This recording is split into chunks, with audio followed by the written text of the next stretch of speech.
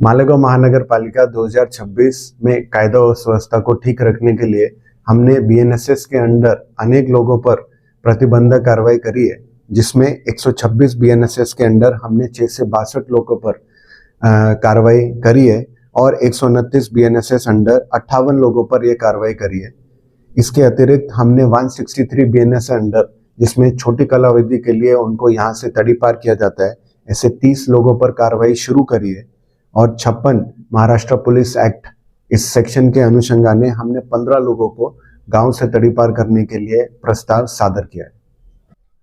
In सभी लोगों में राजकीय पक्षों के लोग और साथ में गांव के क्रिमिनल्स जिनसे हमको कायदा और व्यवस्था में प्रॉब्लम होने की शक्यता है, उनके ऊपर हमने कार्रवाई करी है।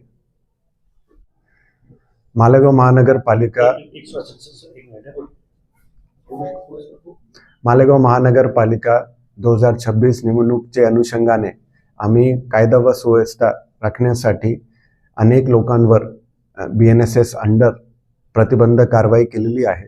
यामध्ये 126 बीएनएसएस अंडर आम्ही 6 से 62 लोकांवर कारवाई करण्यात आलेली आहेत आणि 129 बीएनएसएस अंडर आम्ही 58 लोकांवर कारवाई केली।